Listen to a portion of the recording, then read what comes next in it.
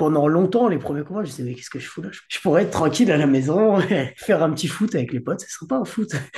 Maintenant, je trouve qu'on est vraiment sur des profils très complets où tout le monde sait tout faire. Tactiquement, ça devient très compliqué. Là, on est vraiment sur un ensemble qui ressemble à du MMA. Ça ressemble pas à de la boxe anglaise, ça ressemble pas à de la lutte, ça ressemble pas à du sambo. C'est du MMA. C'est devenu une discipline à part entière. Il y a d'autres organisations qui me donnent envie, notamment l'organisation dont je te parlais, le ONE FC, l'organisation asiatique. Ce serait quelque chose qui m'attirerait et où je pourrais faire une très belle carrière. Mais les meilleurs du monde sont à l'UFC. On n'est jamais à 90%. On doit toujours être à 100%. C'est un combat qui peut se finir en une seconde. Une seconde d'inattention, ça peut être la fin du combat. Donc, il y a pas de, il y a rarement de demi-mesure et c'est vrai que je pense que dans notre sport, enfin, dans les sports de position comme ça, où c'est le cas. Dans cet épisode, j'ai le plaisir d'accueillir Nicolas Leblond, combattant de MMA professionnel français. Dans cet échange, on parle des débuts de Nicolas dans le MMA, de ses objectifs actuels, de comment il prépare ses combats avec différents adversaires, de son approche de la préparation physique et bien plus. Merci à All You Need Nutrition de soutenir ce podcast. Si tu ne les connais pas encore, All You Need, c'est la marque de compléments alimentaires de haute qualité made in France, spécialement pour les athlètes. Alors si tu t'entraînes sérieusement et que tu veux assurer tes apports en vitamines et minéraux,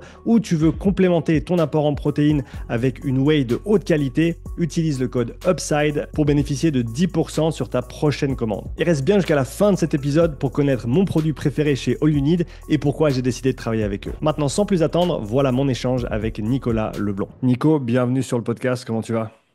Ça va et toi? Merci pour l'invitation. Ça va très très bien, c'est un plaisir de te recevoir. On avait déjà fait une petite vidéo il y a pas mal de temps hein, pour la Ouais. chaîne YouTube, pour parler un petit peu notamment de la zone 2 et des sports de combat que tu pratiques. Aujourd'hui, on a l'occasion d'aller un petit peu plus loin et de parler de ta carrière de combattant, des suivis que tu effectues en prépa physique. Mais avant tout ça, est-ce que tu veux bien te présenter, s'il te plaît, pour ceux et celles qui ne te connaissent pas encore, Nico? Alors, Nicolas Leblond, combattant MMA professionnel depuis 10 ans maintenant. 10 ans que je suis passé professionnel. Après, Hmm. le milieu professionnel des arts martiaux mixtes, du MMA, a bien évolué dans ces 10 dernières années.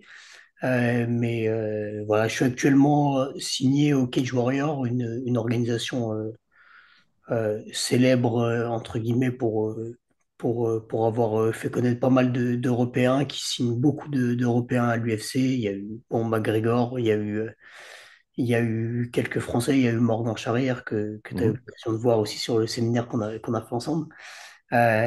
Et après, on a eu pas mal d'athlètes qui sont passés par le Cage Warrior avant d'aller à l'UFC. Donc ça, c'est un joli tremplin. Je Hmm. devais combattre récemment pour le titre mondial de cette organisation qui n'a pas pu se faire.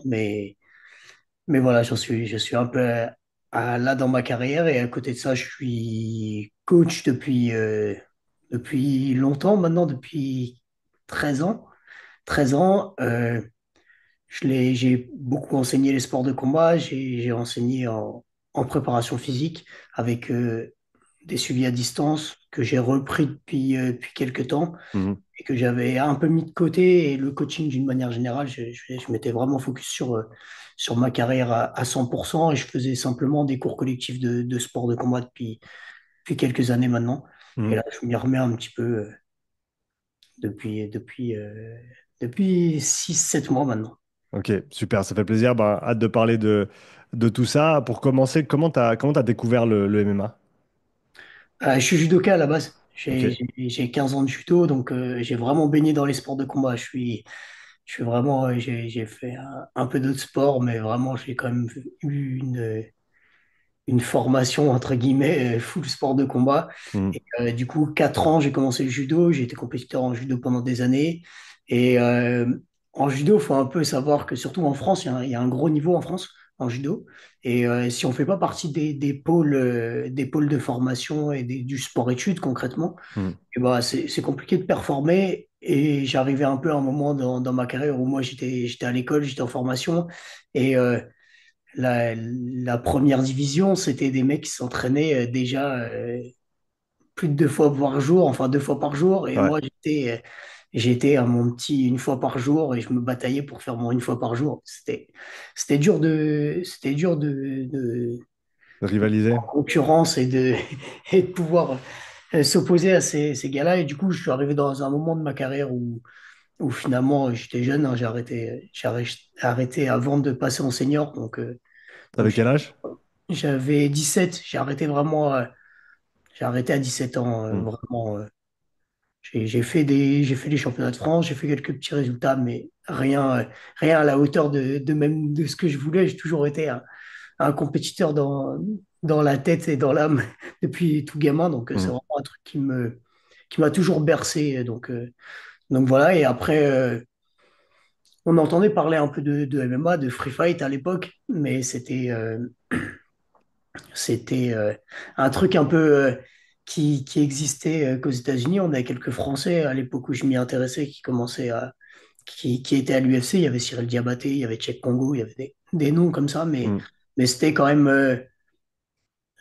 loin. Et puis je m'imaginais même pas faire de la compétition en vrai en MMA. Donc j'ai fait un peu de boxe anglaise pour juste pour continuer un peu le sport. Je continuais un peu à aller au judo, je m'entraînais un petit peu, mais c'était vraiment, j'étais devenu presque un pratiquant loisir. Ok. Mais rapidement, j'ai peut-être fait 3 mois en me disant, je suis un loisir tranquille, je fais mon sport et tout, c'est cool.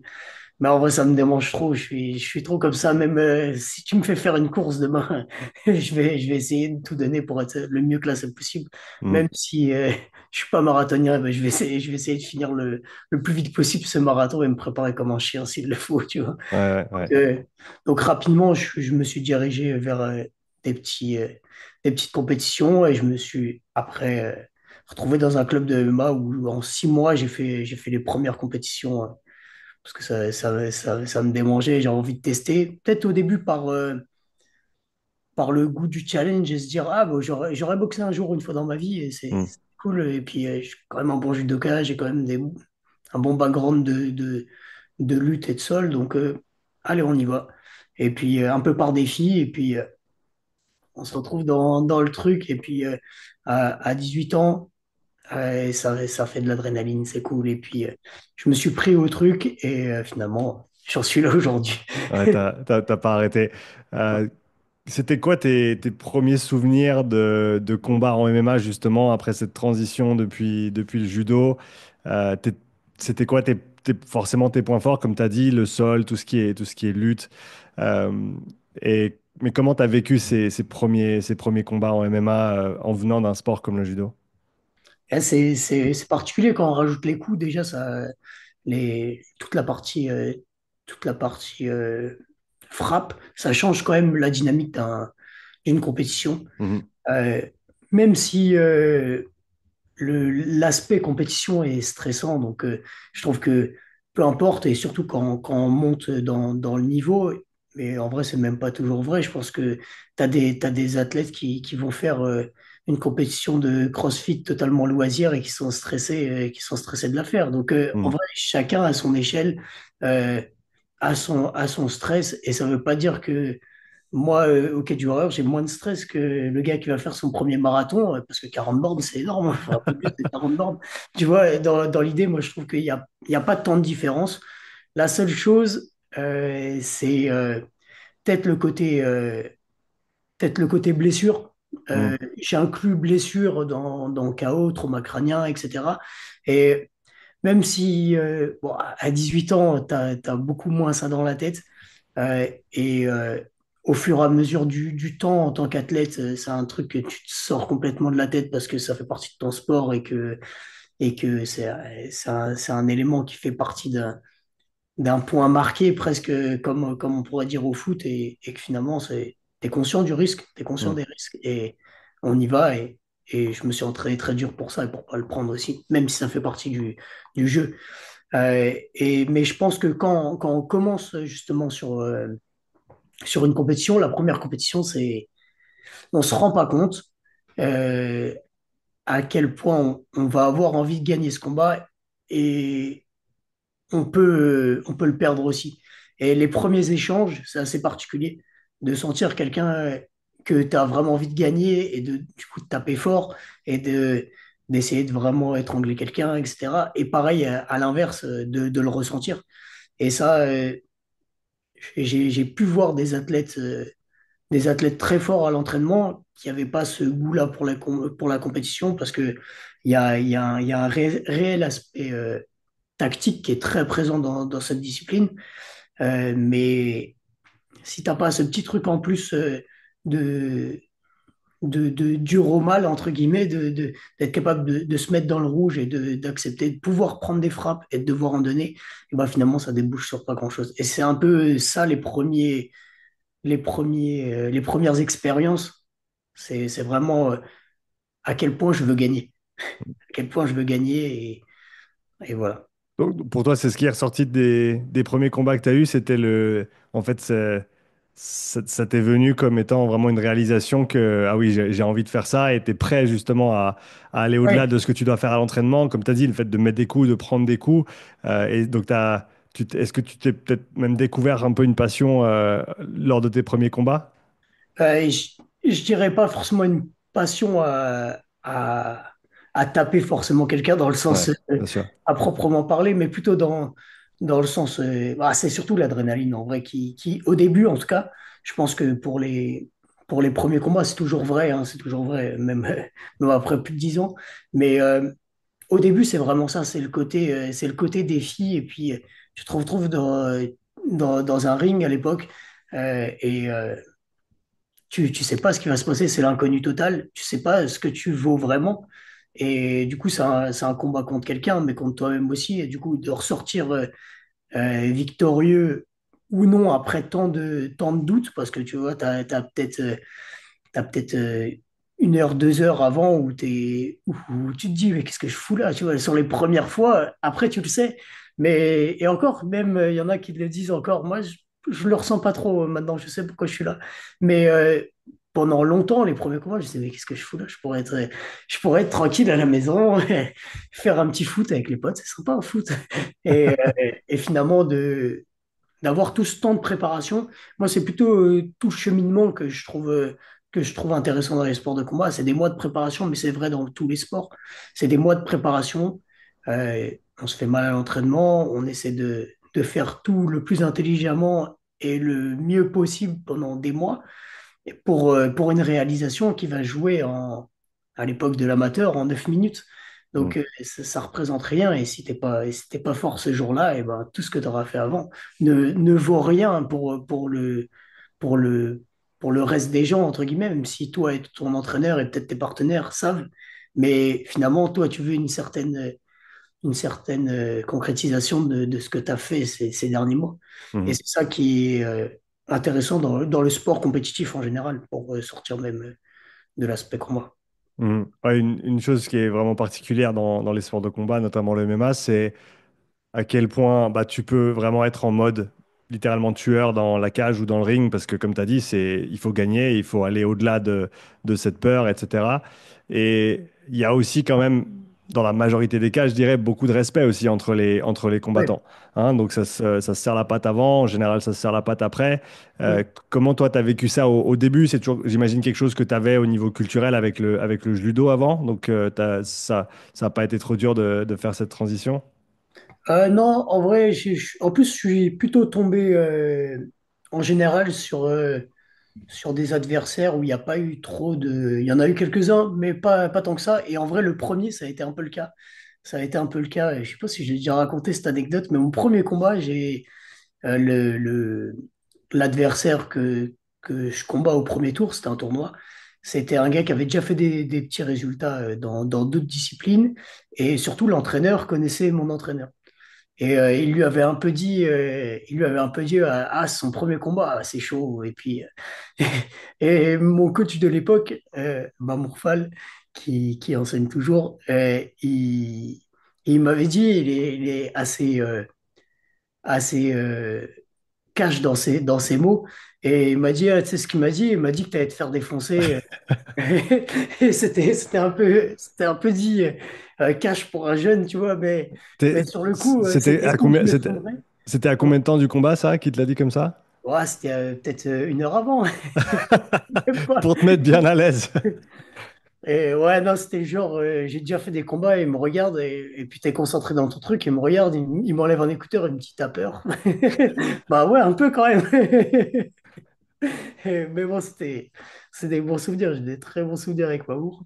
Mais, mais voilà, du coup, il y avait un peu cet aspect-là d'engagement où je savais que ça allait être dur dans ma tête, en tout cas. Et donc, le côté martial, entre guillemets, du truc, on l'a quand même. Et j'ai eu quelques adversaires qui voulaient pas serrer la main à la pesée, faire un peu ce show. Mais ça m'a jamais spécialement impressionné, ça m'a jamais spécialement sorti, pas spécialement énervé non plus. Hmm. Euh, je sais que ça peut faire partie du combat.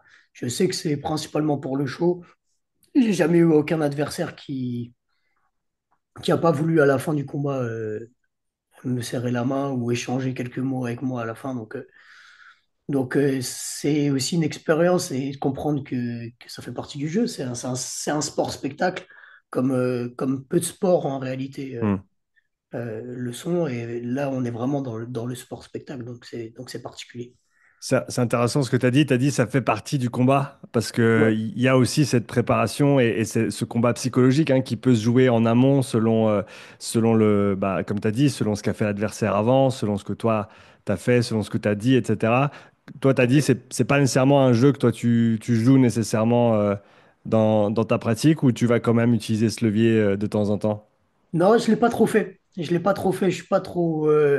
Ouais, je pense que ça vient aussi un peu de mon côté martial, peut-être de l'emprise entre guillemets du judo et de l'éducation que j'ai pu avoir, même vis-à-vis de ma famille qui est très sportive aussi dans l'ensemble.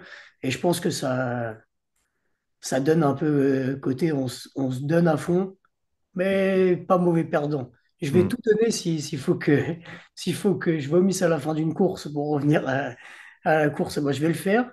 Mais, mais par contre, tu as été meilleur que moi, tu as été meilleur que moi. C'est le jeu. Je vais tout donner pour que la prochaine fois, je sois meilleur que toi. Hmm. Je suis prêt à verser sueur et sang pour y aller, mais je le fais avec respect. J'ai pas besoin d'autre chose. Et je trouve qu'on a de plus en plus un côté éducatif. Et le choix à l'américaine ne le fait pas forcément. Enfin, surtout certains athlètes, c'est pas le cas de tous, hein, mais il y a certains athlètes qui ne le font pas forcément. Et je trouve qu'il y a quand même beaucoup de jeunes qui nous regardent. Le sport, nous, on a plein d'enfants qui font du MMA. Ça reste du MMA éducatif, il n'y a pas de frappe, etc. C'est différent. Et en général, les entraîneurs dans 99% des cas sont dans cette pédagogie-là de dire c'est, c'est un sport éducatif dans un premier temps et la compétition, c'est comme ça et c'est martial. Mais on a quand même cet aspect à donner certaines valeurs et on ne peut pas se permettre. Enfin, moi, j'ai pas envie de dégager ça en tout cas. Je le Hmm. conçois, je le Hmm. comprends et c'est pas parce que j'ai des partenaires qui le font que je me dis c'est une mauvaise personne ou quoi, mais je veux pas dégager ça. Je veux Hmm. pas que les petits jeunes du club regardent et se disent ah, je veux faire comme lui, je veux faire ça et arriver aux compétitions et manquer de respect à la fin ou quoi. C'est pas ce que je veux dégager en tout cas, c'est pas ce que je veux inculquer.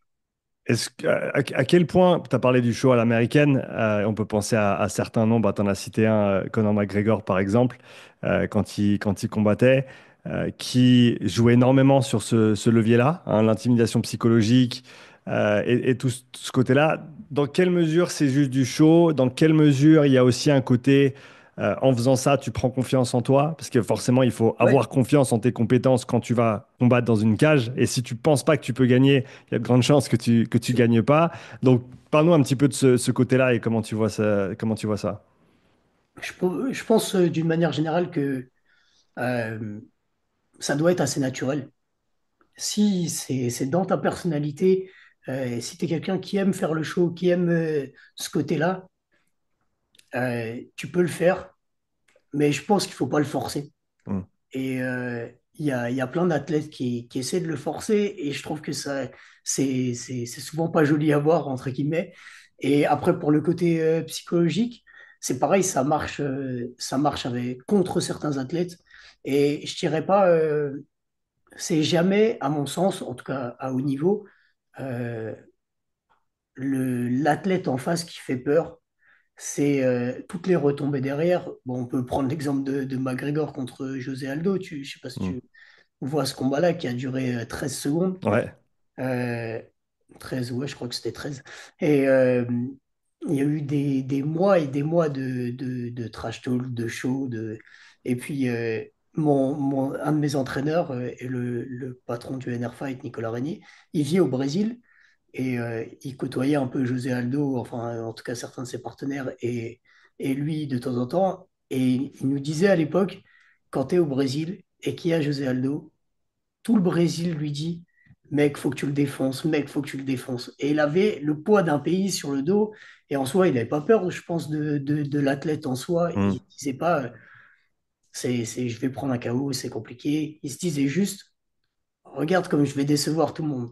Et Hmm. c'est souvent, je pense, plus ça, le côté psychologique, la pression de l'enjeu de l'événement, le fait qu'on te regarde, le fait que tu représentes des gens, que tu aies envie de prouver. Et, et après, l'enjeu sportif aussi, bien évidemment, mais qui a fait qu'il est sorti de son combat et qu'il s'est pris ce KO en si peu de temps, Hmm. que finalement, la peur du côté affrontement à notre niveau, et même au mien, sans parler d'aller si haut, euh, la peur de l'affrontement, si tu as peur de l'affrontement réel en lui-même, c'est quand même compliqué de faire ce sport à bon niveau en tout cas. Hmm. Combien de combats ça t'a pris pour devenir à l'aise avec l'idée de rentrer dans le ring ou alors dans la cage maintenant pour trouver tes marques? Tu as parlé du fait que t'as plus vraiment ou t'as plus autant de stress qu'avant quand tu vas avant de combattre. Combien de temps ça t'a pris pour justement trouver tes Ouais, marques un peu avec ça? c'est pas facile à dire parce que et je dirais pas que j'ai plus de stress du tout, hein, je suis encore Mhm. mais le stress a changé. Euh, C'est-à-dire? je sais comment? C'est-à-dire? Je sais que je vais être stressé, donc déjà, enfin, je sais que ça va être un moment tendu. Les moments d'attente, c'est les pires en général. On a la pesée et après, on a plus d'un jour pour récupérer, pour se réhydrater, etc. Mhm. Et après on a l'événement où on va des heures avant l'événement et après, on s'échauffe et on démarre. Et cette dernière journée, elle est longue. Elle est longue Ouais. quand tu attends un événement, donc tu es toujours stressé. Donc ça, tout le monde le vit un peu différemment. Euh, Moi, je sais que j'ai une équipe de coachs avec qui je m'entends très bien. Moi, je suis assez normal, entre guillemets, avant les combats. On va rigoler, on va parler, on va échanger sur les jeunes du club, comment ils évoluent. On va parler un peu de stratégie, comment la prépa s'est passée. Puis Mhm. on va échanger comme tous les jours. Et on va parler de nos vies, de tout. Et j'ai pas cet aspect où j'ai besoin d'être dans ma bulle très longtemps par rapport à avant. Mhm. Ça a vraiment changé. Et je pense que 1 heure et demie, 2 heures avant, je commence à me mettre dans ma bulle, je mets ma musique, j'ai mes petits rituels comme tout athlète. Et, euh, et là, on part vraiment dans la performance. Mais avant, je suis très relâché. Ça va pas être un truc où. Et ça a changé. Avant, je me réveillais, j'avais du mal à dormir. Euh, c'était très différent le avant. J'y pense toujours des semaines avant, hein. Tu te lèves le matin, tu penses à ça, tu te couches le soir, tu penses à ça. Mais comme une compétition, et maintenant, ça m'excite plus que ça me stresse. Alors Mhm. avant, je sais pas si ça m'a plus stressé que plus à un moment, mais en tout cas, c'était différent. Et là, maintenant, c'est ça surtout qui a changé. Après, l'enjeu du stress est différent. Mhm. Au fur et à mesure du temps, maintenant, c'est plus l'enjeu de carrière. Je sais que j'ai 30 ans, en arts martiaux mixtes, le moment où on est le mieux, vu que c'est un sport pluridisciplinaire, à avoir il y a plein de disciplines que tu dois maîtriser. Il y a les transitions propres à la discipline du MMA que tu dois maîtriser. Donc, c'est assez long comme apprentissage. Et du coup, c'est des sports à maturité tardive.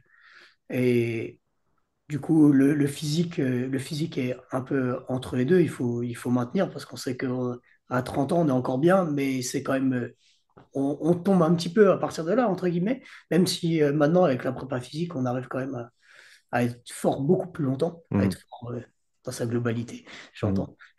Et, euh, et du coup, c'est peut-être le côté maintenant plus en jeu. Et je me dis, justement, par rapport à l'âge, eh ben, il ne me reste pas beaucoup de temps. Si je perds maintenant, eh ben, c'est compliqué de remonter. Mhm. Dans nos sports, là, je suis sur 5 victoires consécutives avec quatre finalisations, 2 KO, 2 soumissions, Mhm. une décision. Donc, c'est un bon enchaînement pour pouvoir prétendre à la Big League, à l'UFC. Euh, si je refais une décision, eh ben, c'est moins bon pour moi. Donc, Mhm. j'ai la pression de l'enjeu et de finir le combat. Même si je le gagne, je dois le gagner bien. Mhm. Donc, il y a plus cet aspect-là. Il y a plein d'aspects. Après, il y a le côté mise en avant au fur et à mesure, ça a été ça. Peut-être les premières fois où j'ai été en carte principale, tu sais, enfin pour les gens qui ne le savent pas, il y a deux cartes, même trois parfois. Il y a les cartes préliminaires, donc c'est les débuts des combats et c'est souvent moins médiatisé. Et après, tu as la carte principale qui est Mhm. plus mise en avant. Et en France, avec RMC Sport, on est vachement mis en avant. Le Cage Warrior met beaucoup en avant. Et donc, les premières fois où j'ai été en carte principale, et la semaine, donc la Fight Week et la semaine du combat, on a plein d'interviews, plein de shows, plein de photos, plein de trucs. Et tu te dis, ah, on me met en avant, on croit en moi. Donc là, faut pas que je me foire quand même. Mhm. Et c'est un Mhm. peu ce côté-là qui devient plus stressant que le combat en soi. Mais finalement, il y a toujours quelque chose. Le stress est différent, mais il y a toujours quelque chose qui nous stresse. Mhm. Juste, on sait le, le gérer un peu différemment. Tu as parlé justement de cet aspect promotion, le fait que il faille gagner et montrer que tu es bon pour pouvoir prétendre à monter. Comment ça se passe concrètement? Bah, là, par exemple, avec toi à l'heure actuelle, donc tu es avec Cage Warrior, c'est ça? Et comment ça se passe? Tu as parlé de l'UFC. C'est quoi le fonctionnement en fait pour passer alors est-ce que c'est une organisation à l'autre? Parce que est-ce que c'est ou alors est-ce que c'est des organisations qui fonctionnent ensemble? Tu peux nous parler un peu du fonctionnement global? Au niveau du MMA à l'heure actuelle. Euh, En gros, on a plusieurs types d'organisations, en professionnel en tout cas. En Mhm. amateur, c'est encore un autre cheminement. Un autre cheminement. On a des organisations qui sont nationales, on va dire européennes, en tout cas euh, continentales, et après, on a des organisations mondiales. Euh, la plus grosse organisation, on part d'en haut, c'est l'UFC. Mhm. C'est l'organisation qui est plus connue. On pourrait la mettre à égalité avec une organisation asiatique qui est le ONE FC, mais Mhm. ça reste moins connu. C'est juste que ils le font dans leur fuseau horaire, etc. Et du coup, les Asiatiques suivent énormément. Euh, donc, c'est très connu aussi, mais c'est vrai que c'est un peu moins connu quand même en termes d'audience. Ok. Et plus il y a d'autres organisations qui sont un peu équivalentes à l'UFC, mais qui sont en dessous, ça va être le PFL actuellement, et certaines organisations asiatiques qui sont en dessous, mais qui restent des organisations mondiales et qui payent très bien et qui sont quand même reconnues mondialement. Mhm. Et après, on a les organisations plus continentales, donc euh, pour l'Europe, on a le Cage Warrior et le KSW qui étaient très connus jusque-là. Le Cage Warrior, ça a été longtemps le tremplin vers l'UFC. Mhm. Et, euh, et après, t'as les organisations qui sont plutôt nationales. Donc, il y a des organisations qui s'organisent uniquement dans un pays, Mhm. qui sont en général un peu moins connues, sauf du pays en question. Euh, En France, ça s'est énormément développé là, avec la légalisation, donc ça change un petit peu la donne. Mais le chemin qui se fait actuellement, c'est réussir à combattre des gens qui sont classés. On a un classement qui référence tous les combattants, peu importe les organisations. Il y a plusieurs types de classements, mais celui qui est renommé par les grosses organisations, ça s'appelle Fight Matrix. Hmm. Et en gros, on a un classement mondial qui référence en fonction de l'organisation où tu es, et on te met un classement mondial. Il faut un certain nombre de combats pour être dans ce classement. Et en fonction, tu peux prétendre à certaines organisations ou non.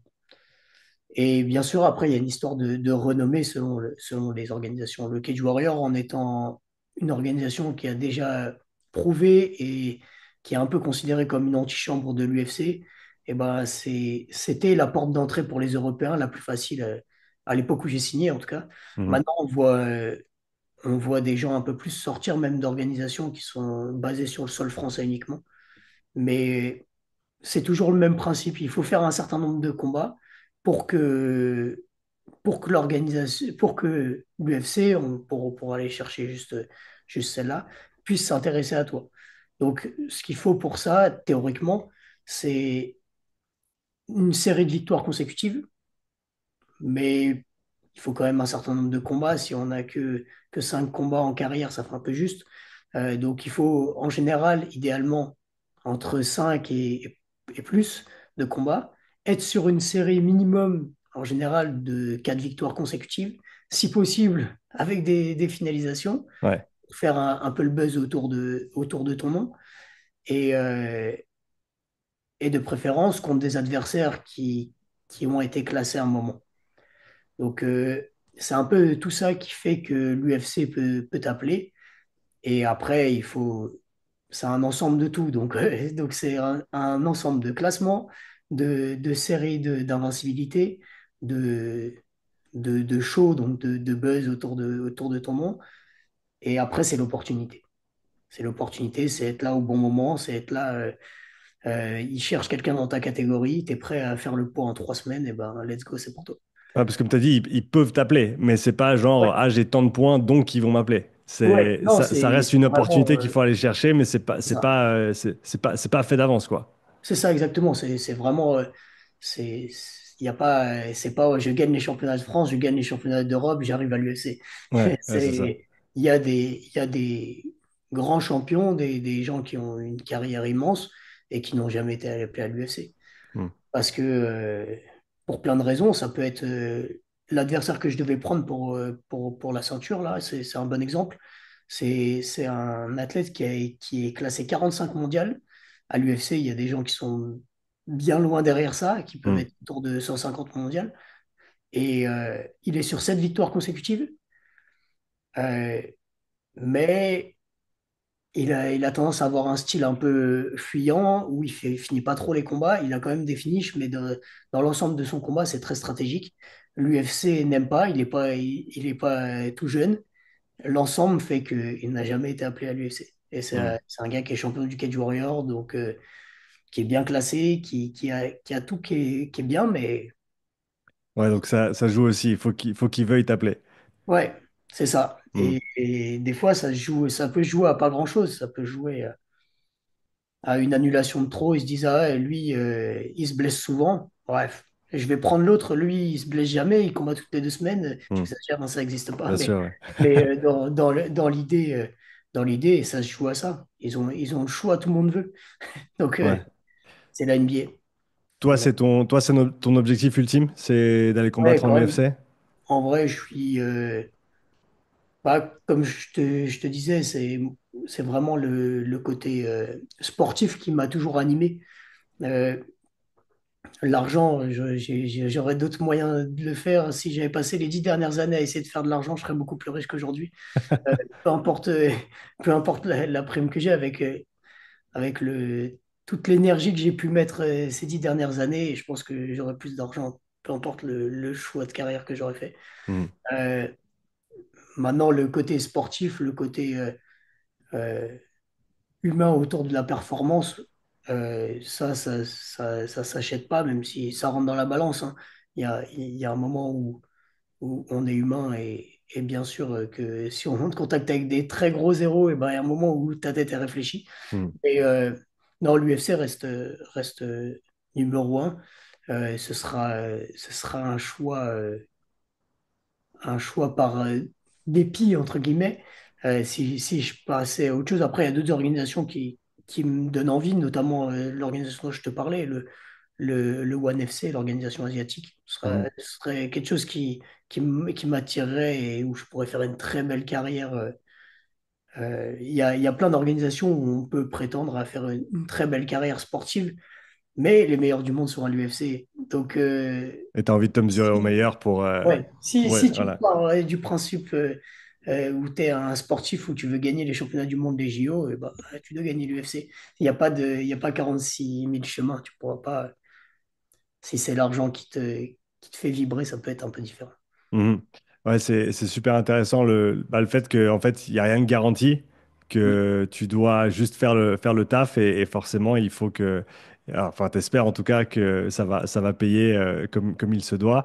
Euh, Par rapport à l'UFC, c'était quoi les combattants qui, peut-être que tu as suivi à tes débuts justement dans le MMA? Est-ce qu'il y avait des grands noms que tu révérais un petit peu à l'époque ou des idoles que tu as dans le sport encore aujourd'hui? Euh, oh, j'ai pas, non, j'ai jamais été trop. Je suis vraiment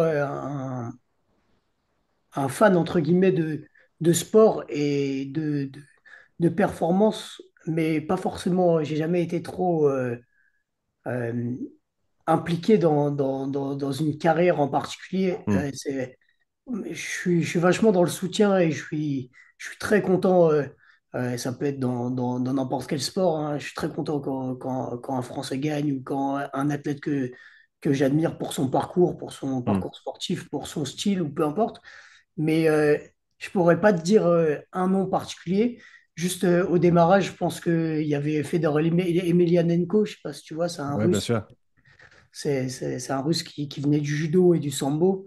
Donc, je m'y reconnaissais un petit peu dans le côté tactique, en tout cas, et dans le côté préhension avec les phases de judo, mais aussi le côté complet. Ça faisait partie des athlètes à une époque où les combattants étaient beaucoup moins complets qu'aujourd'hui. Et lui, il l'était déjà. Il utilisait quand même sa boxe et il luttait, il se servait du judo, il avait un bon sol. Et c'était déjà un athlète que je trouvais complet et du coup qui m'inspirait par ce côté tactique et cette pluridisciplinarité Hmm. plutôt que plutôt qu'en soi le côté qui venait du judo comme moi, même Hmm. si Hmm. c'est plus sambo à la base.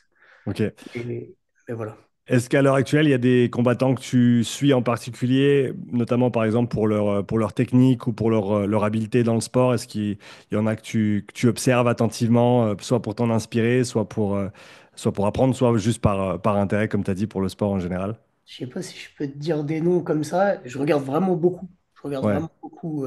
Moi, je passe beaucoup d'heures à regarder des combats. Je regarde de l'anglaise, je regarde du MMA, je regarde du grappling. Euh, mais je regarde tellement beaucoup de choses que finalement, il y a plein d'athlètes que j'apprécie. Euh, Là, je sais pas prochainement qu'est-ce qu'il y a comme combat. Prochainement, il y a Oumar Nurmagomedov contre Petr Yan. C'est Hmm. deux inspirations russes, un plus basé sur le striking et l'autre plus sur l'aspect préhension. Et c'est des athlètes que je trouve très intéressant à voir combattre, mais souvent, en général, c'est des oppositions qui vont m'inspirer et je vais regarder quasiment toute la carte. Je regarde les cartes préliminaires de l'UFC, je regarde vraiment beaucoup pour regarder les nouveautés, les nouvelles choses qui se font. Et je pense, important dans un sport jeune comme le nôtre. Euh, c'est moins vrai sur des sports qui ont des milliers d'années comme la boxe anglaise. Il y a des choses qui évoluent, il y a des styles qui viennent et qui sont nouveaux, mais c'est quand même moins que dans notre sport. Le MMA d'il y a 5 ans et le MMA aujourd'hui a énormément changé. Et alors, d'il y a 10 ans, j'en parle même pas.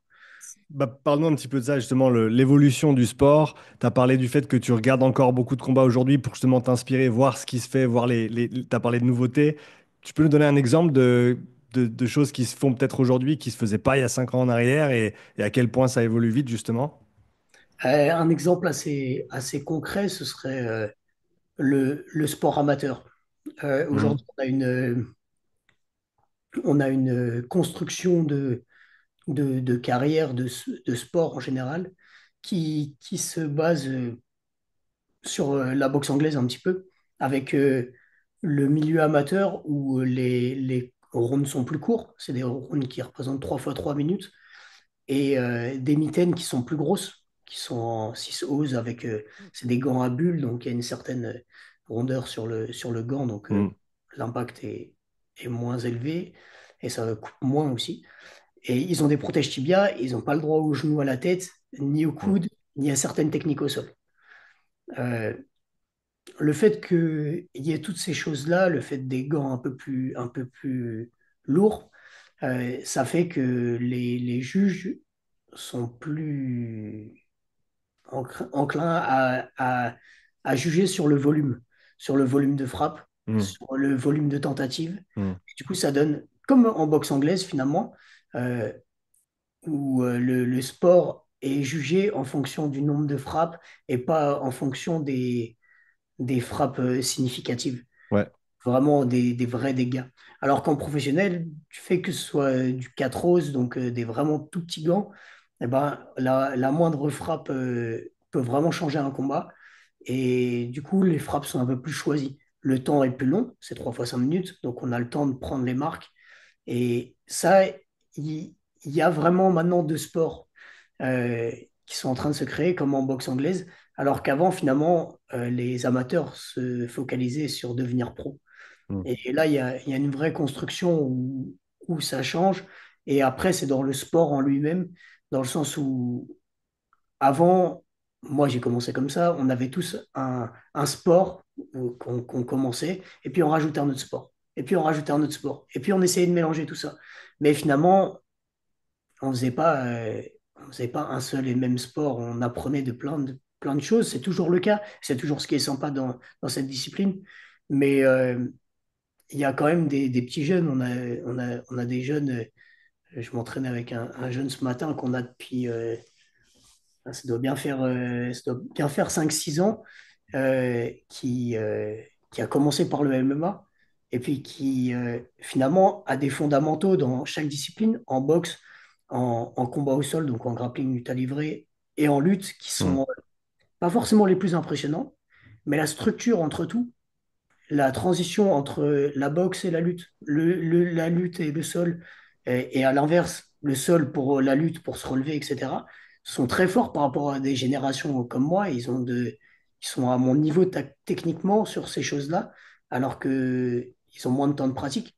Mais par contre, dans les fondamentaux de certaines disciplines en particulier, ben, des fois, c'est moins fort. Et ça, c'est un truc qui a vachement évolué. Ils sont très forts dans les transitions et déjà dans la discipline en elle-même, alors que nous, on était peut-être plus forts dans chaque discipline à part entière, du Mm. fait d'apprendre dans différents clubs et avec différents spécialistes.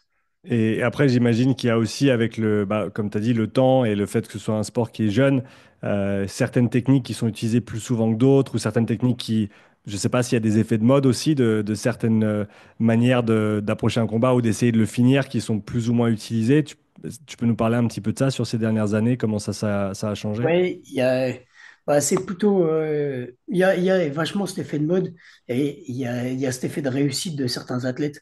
Ça ne veut pas dire qu'une technique marche plus qu'une autre en soi, c'est juste des entités sportives, des personnalités qui ont fait que ça a donné une mode, comme tout en soi, mais pour le début de la discipline, c'était le jiu-jitsu brésilien qui dominait, donc le Mm. grappling, toute la partie préhension au sol. Parce que finalement, on a tous essayé de déjà mettre un coup de poing dans nos vies, on a tous essayé de faire tomber un copain à l'école, mais par contre, se déplacer au sol, c'est assez particulier. Donc finalement c'est quelque chose, quand on était spécialiste de cette discipline, qui nous donnait un avantage énorme. Mm. Et, et c'est au début, en tout cas, le jiu-jitsu qui dominait. Après, pendant longtemps, il y a eu les lutteurs, et c'est toujours un peu le cas malgré tout, mais c'est des lutteurs un peu différents qu'avant, en tout cas. Euh, les lutteurs ont dominé pendant longtemps parce que du coup, ils choisissaient dans quel compartiment se passait le combat. Donc, Mm. si je suis lutteur, que mon adversaire veut m'amener au sol et que c'est un spécialiste du sol, s'il ne peut pas m'amener au sol, bah, il peut pas, choisir son domaine. Et pareil à l'inverse, s'il veut absolument pas aller au sol et que je suis lutteur, j'arrive à l'amener au sol, je l'amène dans le mauvais domaine. Et donc pendant un temps, c'était du coup les gens qui dominaient la lutte qui avaient l'avantage. Mm. Et maintenant, c'est un peu plus compliqué dans le sens où il y a plein d'autres aspects et cet aspect de transition, justement, où euh, il y a eu pendant longtemps une domination, justement, des profils mixtes comme les écoles daguestanaises, tchétchènes, Mhm. avec beaucoup de sambo, etc., qui avaient des années d'avance finalement, parce que le sambo, c'est déjà une discipline qui ressemble au MMA. Pour ceux qui ne savent pas, c'est un sport avec un kimono et un short, et on a le droit à toutes les techniques de préhension, et, et ça continue au sol, et il y a des frappes debout. Mais juste, il y a un kimono. Donc, c'est du MMA avec un kimono, et c'est un Ouais. art martial plutôt développé en Russie. Mm. Et, du coup, ils ont vachement dominé du fait d'avoir déjà un avantage sur le fait de mixer les frappes debout avec la lutte. Et pendant longtemps, ils ont dominé cet aspect-là parce ils savaient faire les deux. Et du coup, là, c'était réussir non pas à dominer un compartiment, mais essayer de dominer tous les compartiments. Mm. Et là, de plus en plus, on- il y a eu une petite phase la striking, donc la partie vraiment percussion, où les gens commençaient à bien défendre la lutte. C'était dur d'amener au sol parce Ouais. que commençaient à comprendre les fondamentaux de défendre la lutte, etc. Et du coup, c'était compliqué d'amener au sol. Et quand on se retrouvait face à quelqu'un qui boxait très bien, eh ben, c'était compliqué de dominer un échange dans lequel on ne s'attendait pas à être. Ça a été un peu l'ère, justement, McGregor et certains profils comme ça qui arrivaient à défendre la lutte et à pas se faire amener au sol. Mm. Et maintenant, je trouve que on est vraiment sur des profils très complets où tout le monde sait tout faire. Et tactiquement, ça devient très compliqué. Faut gagner chaque phase et il n'y a pas de, en tout cas dans les petites catégories, j'entends pas les poids lourds et les lourds légers parce que c'est un peu différent du fait des physiques, du fait d'un physique un peu différent. Et ben ça, il y a certains profils qui arrivent à dominer en n'ayant qu'un compartiment, mais Mm. plus on descend dans les catégories, plus c'est difficile d'avoir qu'un compartiment maîtrisé. Et du coup, là, on est vraiment sur un ensemble qui ressemble à du MMA qu'on n'a jamais vu. Et ça ressemble pas à de la boxe anglaise, ça ressemble pas à de la lutte, ça ressemble pas à du sambo. C'est du MMA. C'est devenu une discipline à part entière. Sur ce côté-là, dans quelle mesure, quand tu te prépares pour un combat, tu vas baser ta préparation et ta stratégie de combat sur la personne avec qui tu vas combattre? Est-ce que ça prend une part importante ou est-ce que, comme tu l'as dit, maintenant tout le monde est tellement bon partout que au final, ça prend peut-être moins d'importance qu'avant? Non, il y a quand même un gros intérêt sur l'adversaire, surtout bon, quand on commence à arriver à mon niveau à peu près. Je pense qu'avant, on n'a pas forcément les datas pour. Mm. Euh, et c'est compliqué de trouver des vidéos. Peut-être qu'on a des petites infos, mais c'est pas facile de trouver des choses vraiment intéressantes ou c'est des vieux combats, c'est des combats dans d'autres disciplines. C'est difficile de savoir vraiment. Euh, Moi, ou c'est les athlètes que j'affronte, le combat pour la ceinture, là, j'avais une dizaine de combats de cet adversaire. Donc, j'ai eu le temps de le regarder en long, en large et en travers. Donc, même si c'est fort partout, euh, il y a quand même des choses qu'il maîtrise bien, des aspects de son game plan, de la tactique, qui sont importants à contrer. Mm. C'est des points d'attention. Je trouve que je suis pas de ces athlètes et même dans la team avec qui je suis, qui font tout leur combat autour des points faibles de l'adversaire. Je trouve que c'est quelque chose de faux à l'heure actuelle, à mon sens en tout cas. Enfin, ça dépend de l'adversaire, mais en général en tout cas. Je suis plutôt basé sur mes points forts et avoir des points d'attention sur les points forts de l'adversaire et pas tomber dedans. Mm. Pour te donner un exemple, un jour j'avais pris un Italien un Italien à Rome, c'était l'année dernière ou l'année d'avant, je sais plus, l'année dernière. Et c'était un athlète qui bougeait très bien dans l'espace, dans l'octogone. Euh, et il servait très bien de ses déplacements et il avait des très bonnes jambes. Donc, si on était loin de lui, il avait des jambes qui pouvaient être très dangereuses. Je me fais un peu toucher dans le premier round. Et si je restais collé à lui, il fallait que j'arrive à le coincer, entre guillemets, à le cadrer, comme on dit, pour justement pas réussir à prendre ses jambes. Mhm. Ça fait partie de mes points forts d'avancer, donc c'était bien pour nous. Mais si je le laissais trop installer ses jambes, eh ben, ça allait pouvoir me faire douter, me faire reculer, et du coup, potentiellement faire tomber le combat à son avantage. Mhm. Donc, on restait sur mes points forts, le fait d'avancer, de me servir de mes points, de lutter régulièrement et de mixer entre ces choses-là.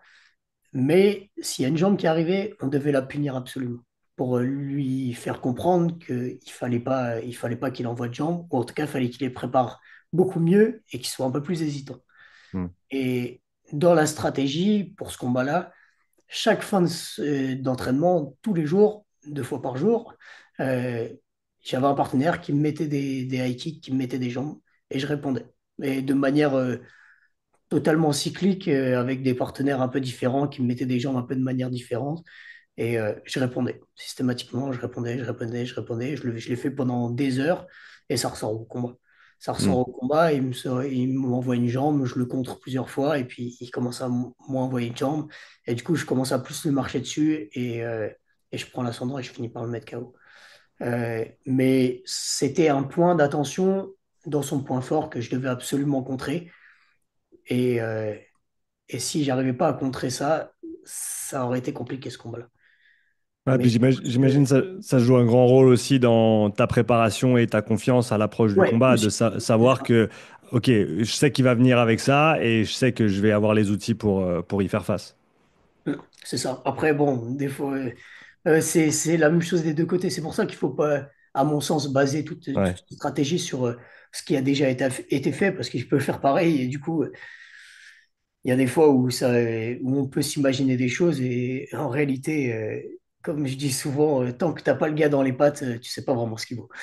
Et, ouais. la force qu'il a, la vitesse à laquelle il va, c'est des choses qui sont propres au combat. Il n'y a pas de data sur la réalité de la force d'un grip d'un adversaire, sur sa capacité à réagir à ton attaque. C'est des choses qui sont très dures à estimer avant le Hmm. combat. Donc, voilà.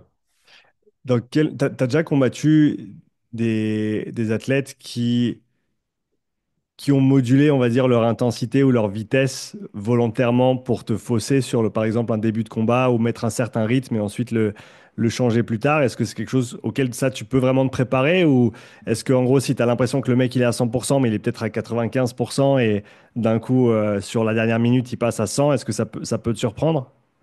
Euh, il peut y avoir des pièges, entre guillemets. Ça pourrait être typiquement sur cet athlète italien là, que j'avais affronté, qui allait pas mal se servir de son déplacement pour frustrer potentiellement l'adversaire, Hmm, et sortir une jambe à un moment où tu es un peu frustré de lui courir après. Euh, mais finalement, il y a peu d'athlètes qui commencent très lentement, parce que c'est un hmm. sport qui est quand même très basé sur la confiance. Ouais. Et si tu te fais toucher, tu peux être l'athlète le plus confiant du monde, ça reste dans ta tête. Et on peut essayer d'un peu éviter la confrontation et de bouger un peu plus, etc., et d'avoir des moments d'accélération, mais on n'est jamais à 90%. Euh, on doit toujours être à 100%. C'est un combat qui peut se finir en une seconde. Une seconde d'inattention, ça peut être la fin du combat. Hmm. Donc, il y a pas il y a rarement de demi-mesure, et c'est vrai que c'est, je pense que dans notre sport, enfin dans les sports de position comme ça, où c'est le cas. Parce que sinon, dans tous les sports, finalement, on prend un but au foot, on perd une accélération du rugby, ok, on prend un essai, peu importe. Mm. Euh, le match n'est pas fini. Mm. Nous, on prend un KO, il n'y a plus de combat, tu te fais étrangler, il n'y a plus de combat. Donc, ça peut jouer à vraiment pas grand-chose et du coup, il y a pas, il y a très peu de demi-mesures. On a beaucoup parlé de l'aspect technique, tactique, combat jusqu'à maintenant. Je voudrais bien parler de la préparation physique un petit peu avec toi, vu que c'est notamment une de tes spécialités, que tu fais ça à titre professionnel hein, maintenant. Donc le coaching depuis, comme tu l'as dit, 13 ans et des suivis en prépa physique pour les combattants.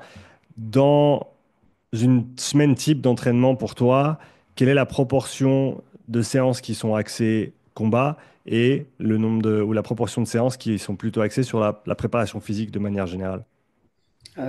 Moi, je pense que je suis un athlète qui fait quand même beaucoup de physique.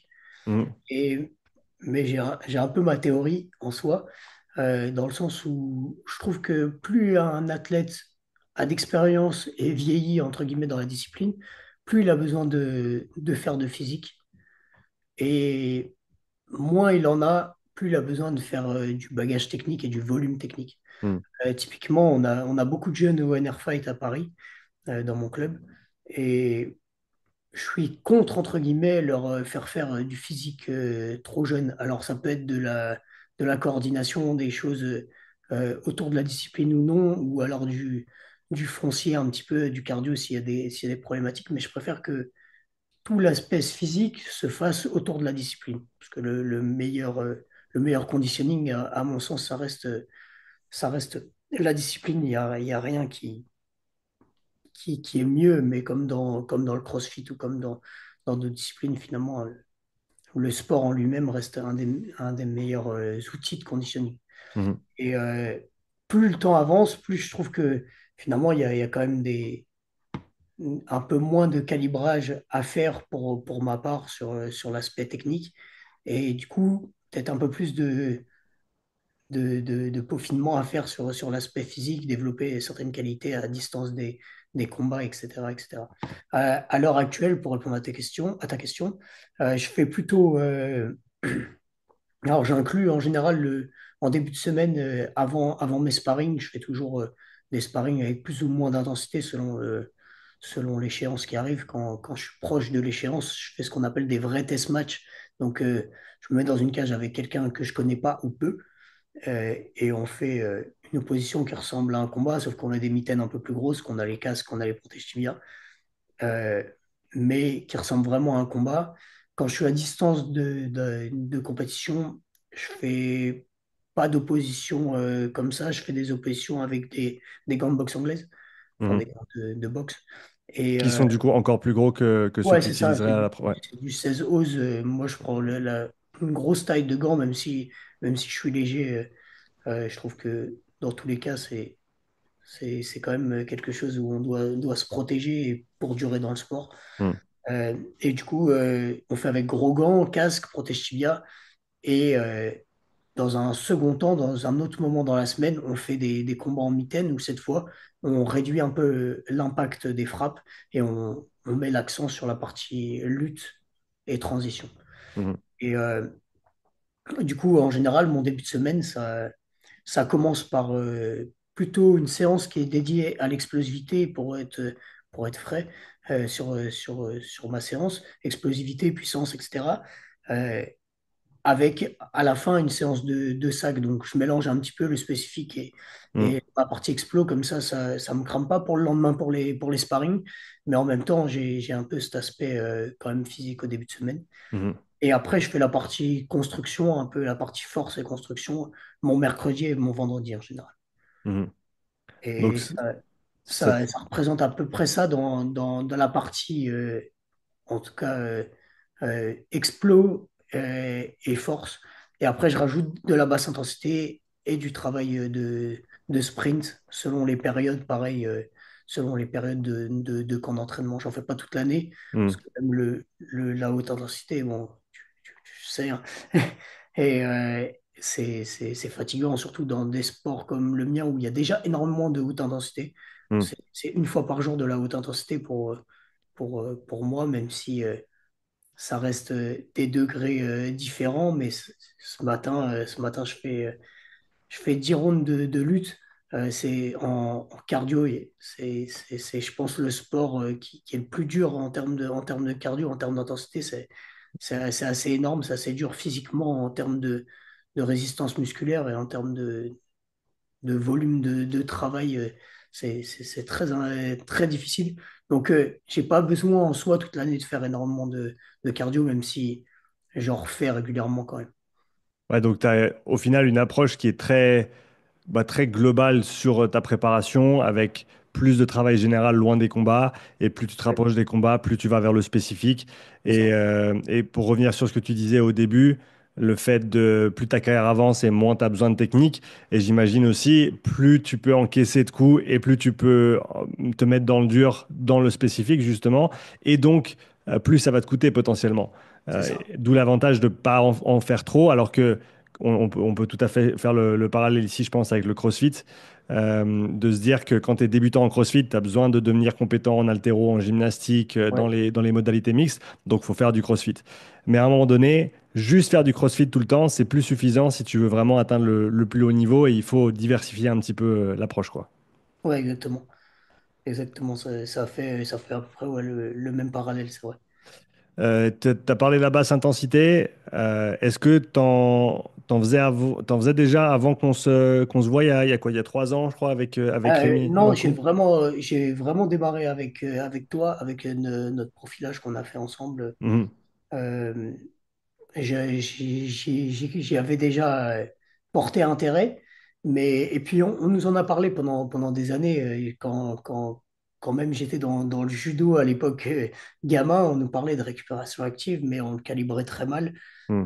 Et du coup, j'étais presque mitigé sur le sujet, même en venant de voir. Après, je suis pas quelqu'un de sceptique d'une manière générale, mais je veux le ressentir quand même. Je suis pas quelqu'un qui va croire tout ce qu'on lui dit, entre guillemets. Ouais, ouais. Il y a quand même cette petite part de scepticisme. Et j'étais ouvert d'esprit parce qu'aussi il y avait Rémi Lancou qui nous avait accompagnés, qui a été mon préparateur physique pendant des années et qui a maintenant ouvert une structure. Donc, une structure de MMA, d'arts martiaux mixtes. Il a moins le temps de s'occuper des athlètes, donc j'ai pris mon envol, entre guillemets. Mhm. Et, mais du coup, au début, il m'avait dit, ah, tu vas voir, je pense que c'est un bon outil, et puis ça pourra nous servir dans d'autres trucs. Donc, je te fais confiance, tu m'as toujours bien encadré, tu m'as toujours amené dans des bonnes formations, des bons trucs. On y va, let's go.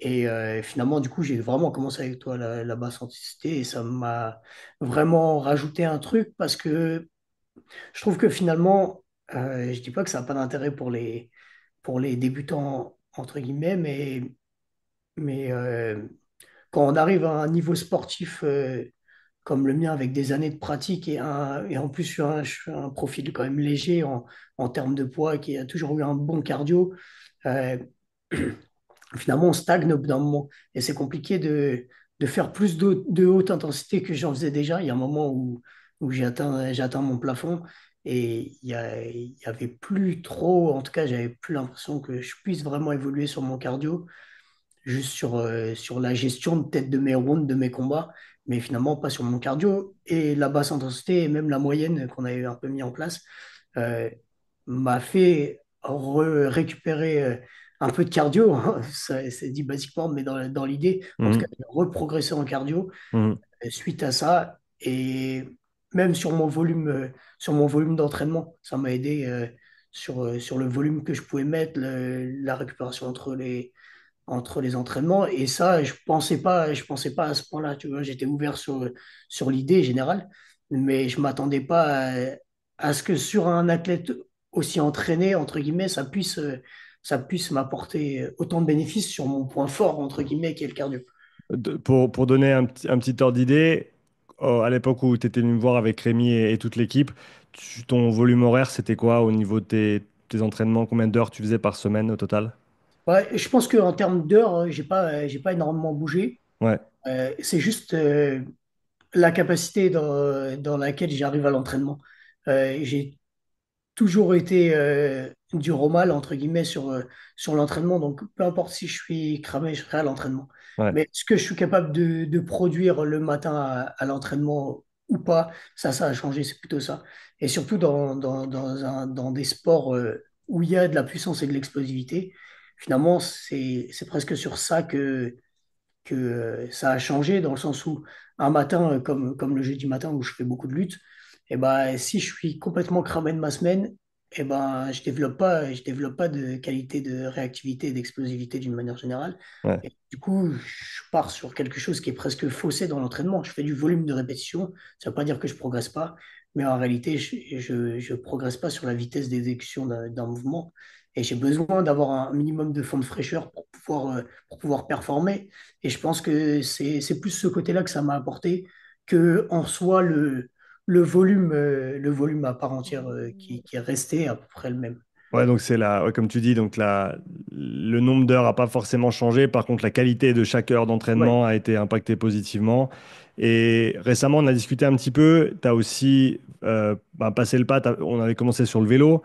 Et plus récemment, si je ne me trompe pas, on a discuté un petit peu du fait que tu as commencé à en faire aussi en course à pied. ouais. Parle un petit peu justement de ces deux modalités. Pourquoi tu as fait cette transition et ce qu'elle t'a apporté justement?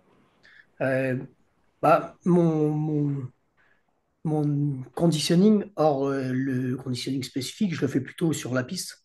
Hmm, Euh, Parce que je ne l'ai pas toujours fait, notamment Rémi était pas axé court spécialement, parce que en sport de combat, finalement, on est souvent des athlètes assez puissants, assez forts d'une manière générale, euh, mais finalement, on ne sait pas courir. On fait pas des sports de course à pied, on ouais. n'est pas des footballeurs, etc. Donc finalement, techniquement, par rapport à la puissance qu'on peut dégager, eh ben, ça peut créer des petites blessures. Euh, mais je trouve que d'une manière générale, je ne faisais pas forcément partie de ces athlètes. J'avais déjà un petit niveau en course à mon échelle, hein. Euh, mais qui me permettait de faire mes conditioning en course. Et je trouve que euh, en dehors de l'aspect spécifique des sports de combat, c'est ce qui me challenge le plus. Hmm, Donc cette modalité sur de la haute intensité, j'entends, c'est ce qui me challenge le plus. Sinon, je suis limité souvent bah, sur un assaut bike, le fait qu'on puisse pas forcément régler la puissance pour un profil léger comme moi, hmm, c'est pas forcément c'est plus dur de développer, je trouve, vraiment l'aspect cardiaque de la chose. Même hmm. si c'est en corrélation, c'est bien, mais, euh, mais quand même, ça me challengeait toujours moins que la course à pied et que notamment le sprint long pour ma part. Mhm, mhm, Et donc, du coup, le fait de l'introduire d'introduire la zone 2 avec de la course à pied, eh ben, ça me permet de progresser sur mon sprint long. Et, euh, et du coup, plutôt que de le faire que au vélo, ce qui m'apportait, mais finalement, je ne le retrouvais pas sur un aspect de haute intensité ou alors plus rarement. Et du coup, j'en ressentais un peu moins les bénéfices dans cet aspect de haute intensité extérieur à mon spécifique, à mon sport. ouais. Et je pense que c'est vraiment intéressant parce que ça met vraiment en lumière le fait que quand on parle de prépa physique générale, donc là de conditioning de manière très très globale, et ben en fait tu peux vraiment avoir plusieurs approches différentes, tu peux utiliser plusieurs modalités différentes, tu peux même avoir des phases ou même des années où tu vas te focaliser sur certaines composantes, mais tu as toujours un nouvel outil à aller chercher, peut-être une fois faire 3 mois ou 4 mois sur un rameur, Ouais, sur un ski erg, etc. Et au final, tu peux avoir une approche qui est très très variée, tout en sachant que bah, ça va avoir un transfert dans ton sport, ça va avoir un transfert dans tes entraînements spécifiques, et puis ça permet de garder j'imagine, un peu de variété, un petit peu de c'est ça fraîcheur aussi. aussi mentale par rapport à ça. C'est ça aussi, je trouve que l'aspect variété, même si bon, on sait dans la préparation physique, c'est difficile de varier autant que dans des sports comme le CrossFit, Hmm. où finalement, j'ai pas le temps de travailler la technique sur du snatch. C'est très compliqué. Ouais. D'inclure du snatch, d'inclure des sorties des, des, des, des sprints encore plus longs que ce que je fais en course, de faire de la technique sur un rameur, c'est parfois compliqué. Donc, on a un peu tendance à choisir des modalités qui permettent de développer l'aspect vraie préparation physique, Pur presque, ouais. ouais, pure, entre guillemets. Ouais. Hmm. Euh, Nico, avec les quelques minutes qui nous restent, je voulais parler un petit peu aussi de bah, ton approche avec ce qui est du suivi en préparation physique. Donc pour les athlètes que tu encadres, est-ce que tu peux nous parler un petit peu de la manière dont tu vas aborder ce sujet-là? Comment est-ce que tu prends en charge les sportifs? Comment est-ce que tu vas mettre en place les priorités, les objectifs et travailler avec eux sur ce côté-là? D'une manière générale, pour l'instant, je limite, entre guillemets, les places pour être sûr de, vu que j'ai quand même pas mal de casquettes entre ma carrière, entre entre le club où j'enseigne quand même quelques heures, même si j'ai réduit un petit peu, plus cette dernière casquette, euh, euh, j'ai décidé de limiter les places pour être sûr de bien encadrer les gens et de proposer vraiment quelque chose de qualitatif. Mhm. Euh, mais je m'adapte, je fais un vrai suivi personnalisé pour vraiment m'adapter aux gens. Je trouve que finalement, il y a il y a beaucoup d'athlètes dans nos disciplines de sport de combat qui n'ont pas les basiques. Donc, être capable de déjà avoir les grands basiques qu'on pourrait inclure sur les différents patterns de soulevé de terre, squat, développé couché et un tirage de type traction. Déjà, l'inclure et être capable de faire du volume de répétition propre sur ces mouvements-là, sur quelqu'un qui est totalement néophyte et totalement débutant en préparation physique, c'est déjà quelque chose d'important. Mhm. Sur un athlète qui est déjà pratiquant, c'est c'est un peu différent. J'ai inclus un peu plus ma manière de fonctionner dans le sens, j'alterne entre les différents objectifs physiques, entre guillemets, en fonction des semaines. Donc, je vais mettre l'accent sur une qualité athlétique selon les semaines et selon les séances pour essayer de les faire progresser dans chacune. Et en dehors de ça, ce serait plutôt un aspect ondulatoire, donc un cycle qui permettrait de tout travailler en même temps, entre grands guillemets. Et, et on aurait des phases où justement on développe plus une qualité qu'une autre, même si je suis pas pour totalement abandonner le reste, mais mettre l'accent un petit peu sur de la force, à mettre un peu l'accent sur du cardio selon les profils. J'ai des profils qui commencent et qui sont déjà très forts.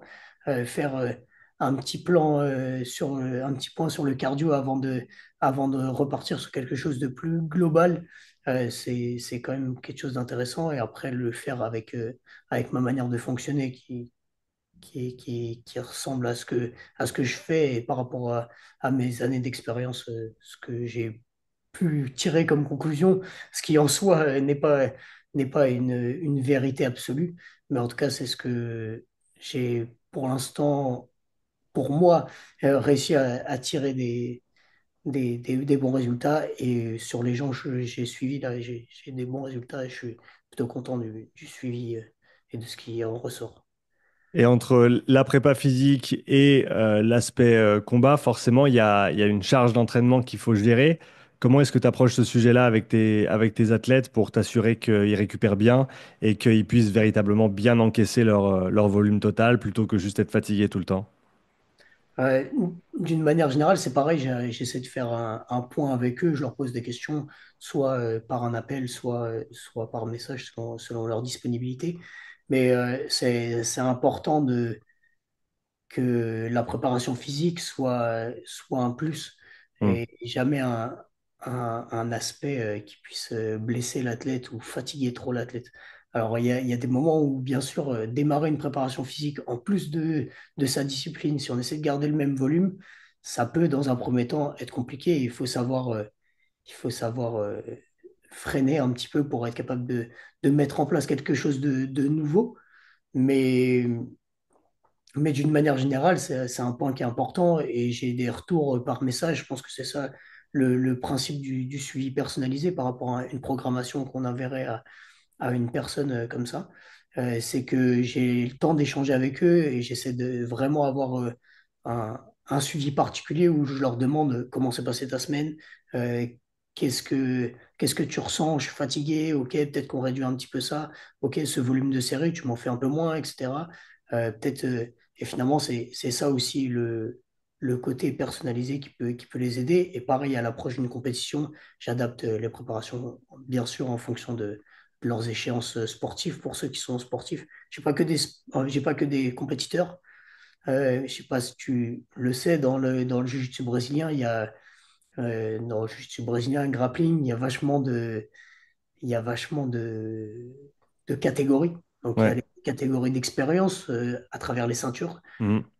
Mais on peut commencer à être ceinture blanche et avoir plus de 35 ans. Donc, on est master 2, je crois, à 35 ans. Ouais. Donc finalement, c'est accessible à tous. Et du coup, j'ai des athlètes, je les considère quand même comme des athlètes, ça reste des athlètes loisirs, mais qui cherchent à performer comme sur de la course, comme tu dois Mhm. avoir. Euh, qui cherchent à performer, mais qui n'ont peut-être pas les ambitions d'aller à haut niveau. Et c'est pas le but, c'est déjà un dépassement énorme de fouler le tatami en compétition. Et, euh, et du coup, j'essaie d'adapter ça, mais surtout pour pas qu'ils se blessent. Dans un Mhm. premier temps, c'est réussir à tenir un long temps sans se blesser Ouais. et être capable d'aller s'entraîner, de prendre plaisir sans avoir peur de se faire mal.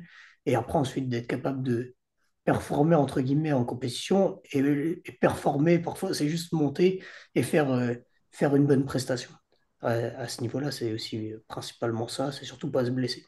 Et après, j'ai eu des athlètes un peu plus expérimentés qui là cherchent vraiment la performance et j'ai pas forcément la même approche avec eux. Mm. Ouais, donc c'est comme tu l'as dit, hein, le fait de rester en bonne santé, de ne pas se blesser et pouvoir t'entraîner au final de manière régulière, c'est un gros facteur de progrès et de performance. Peu importe si tu cherches véritablement la performance ou pas, hein, le fait de rester régulier à l'entraînement, le fait d'être en bonne santé, le fait de continuer à prendre plaisir à t'entraîner, c'est toutes des choses qui sont super importantes, peu importe le niveau. Nico, merci beaucoup pour cet échange. C'était un plaisir de t'avoir sur le podcast et de pouvoir creuser un petit peu dans les détails du MMA, ta carrière, ta manière de voir les choses. Pour ceux et celles qui seraient intéressés à soit suivre tes aventures ou à te contacter vis-à-vis de la prépa physique que tu offres, où est-ce qu'on peut te retrouver en ligne? On peut me retrouver principalement sur Instagram, Leblon MMA Fighter. Sur Instagram, c'est là où je fais plus de communication. Super, eh ben, le lien sera dans la description pour ceux qui sont intéressés.